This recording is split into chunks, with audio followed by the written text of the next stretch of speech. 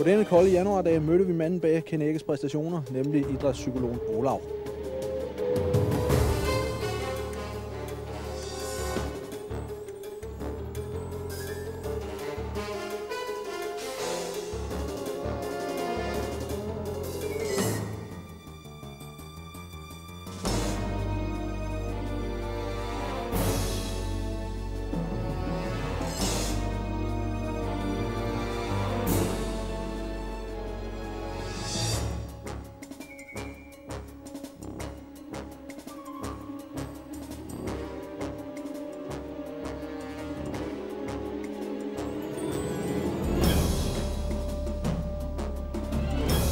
Der er ikke mange her i aften, der kender Olav, men Olav, du er idrætspsykolog på deltid, og kender brugt dig som slags sparringspartner, kan jeg forstå. Blandt andet under championatskampen inden for travsporten er det jo ikke vanvittigt almindeligt at bruge idrætspsykologi. Fortæl lidt om, hvordan du har hjulpet Ken.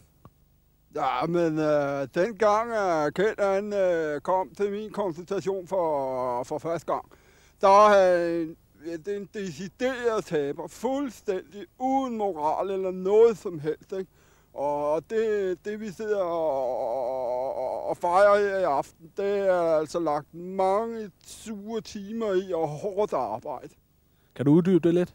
Ja, det hver gang for eksempel René Kjær, han førte dernede på championatskampen nede på Nykøbing, så ringer Kjær som regel om aftenen, og så siger han, nu fører René igen, ikke? Og så går jeg næsten tårn, de trillede ned af kenderne på knægten, ikke?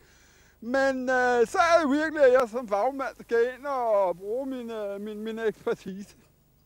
Har du nogle eksempler på, hvordan du har hjulpet ham rent mentalt?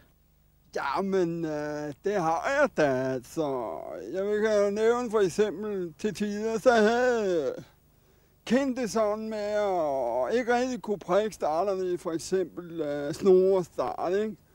Og så er det jo, at man ligesom skal fokusere på problemet. Og der er det vigtigt, at man fokuserer på det, man gør galt.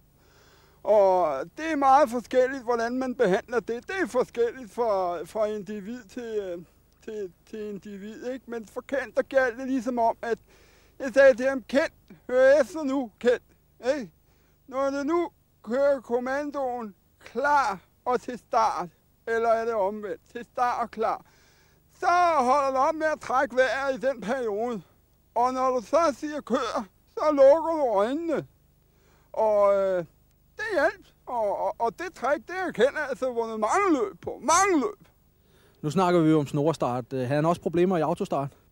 Ja, men det man kan jo ikke sige, det er det samme, vel? Men jeg sagde til Ken, at hvis han også havde problemer i autostart, ikke, så finder jeg en eller anden behandlingsmetode til det også. Og det var ligesom, som jeg sagde til Ken, du skal blive et med startvognen. Du skal bare blive et med startvognen, ikke? Og så siger jeg til ham, Ken, luk øjnene, Ken. Ken, luk øjnene. Og Ken, han lukkede øjnene. Og så siger jeg, skal du så sige højt til dig selv, inde i hovedet, Ken. Jeg er en bil. Jeg er en bil. Og den ramte, den øvede Ken sig rigtig, rigtig meget på. Og der strammede jeg altså ballerne sammen, ikke? Og så en aften, jeg sad derhjemme, så ringede telefonen, kan jeg huske. Og jeg tog jo telefonen, som jeg plejer. Og så var jeg Ken, og så kunne jeg høre en lille stemme råbe, jeg er en bil, jeg er en bil. Og så sagde han, og jeg kunne høre, han var så glad, så sagde han, Olav, nu kan jeg den udenad. Og det er klart, når man sådan øver sig i længere perioder, jamen så sitter det fast, det lort, det sitter fast, ikke? Og så var det jo så, en ting er jo, hvad man ligesom kan udrette i træningslokale. En anden ting er, når det skal udføres i praksis. Men der må jeg sige, Ken, at der er det indkørsvanskeligheder, og i starten, der når han kørte op bag startvognen, så sagde han, bot, jeg er en bil, så Ken, så ikke? Og de andre, de konkurrenter, de har nok tænkt, han er tosset. Men det virkede. Har du hjulpet andre end Ken inden for travsverden? Nej, men det sjove, det var jo, at Ken faktisk var det første menneske, som jeg egentlig har arbejdet sammen med, ikke? Og normalt set, så er jeg jo kun gået og syslet med lidt smågris og øvet mig lidt på dem.